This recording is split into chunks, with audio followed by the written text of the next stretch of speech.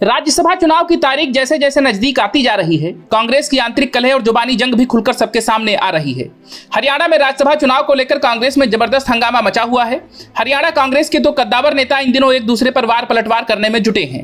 कांग्रेस के वरिष्ठ नेता भूपेंद्र सिंह हुड्डा और पार्टी के नाराज विधायक कुलदीप बिश्नोई एक दूसरे पर तंज कसने में कोई कसर नहीं छोड़ रहे हैं। आज हुई एक प्रेस कॉन्फ्रेंस में भूपेंद्र सिंह हुड्डा ने कुलदीप बिश्नोई पर जमकर निशाना साधा है। हुड्डा ने कहा कि जिनकी अंतरात्मा पार्टी के साथ नहीं है उनको कांग्रेस छोड़ देनी चाहिए। हुड्डा ने कहा कि अंतरात्मा की आवाज पार्टी की आवाज होती है और जो पार्टी की आवाज नहीं सुनता वो पार्टी से बाहर जा सकता है। उन्होंने कुलदीप के लिए साफ संकेत दिया कि राज्यसभा चुनाव में कांग्रेस प्रत्याशी अजय माकन को वोट न देने पर उनके साथ क्या हो सकता है। तो वहीं बिश्नोई ने भी तगड़ा पलटवार करते हुए खुद को जन्मजात कांग्रेसी बताकर हुड्डा पर पलटवार किया।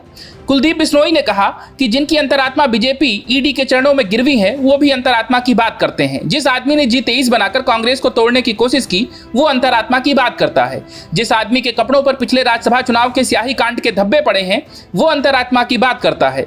बिश्नोई ने आगे कहा कि मुझे किसी के सर्टिफिकेट की जरूरत नहीं है, मैं जन्म से कांग्रेसी हूँ, मेरे खून में कांग्रेस है। चौधरी भजन लाल जी ने पूरा जीवन कांग्रेस को समर्पित किया। उन्होंने आगे कहा कि मैंने कांग्रेस की विचारधारा पर ही हरियाणा जनहित कांग्रेस बनाई क्योंकि कांग्रेस कमजोर हाथों में चली गई थी। आज मैं देख रहा हूं कि कांग्रेस दोबारा से एक कमजोर आदमी के हाथ में चली गई है।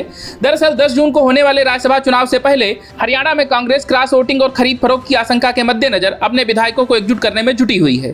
कांग्रेस ने पार्टी के कद्दावर नेता अजय माकन को उम्मीदवार बनाया है तो भाजपा ने अपने पूर्व परिवहन मंत्री और 5 बार के विधायक कृष्ण पवार को मैदान में उतारा है। इसके अलावा कार्तिकेय शर्मा भी मैदान में है।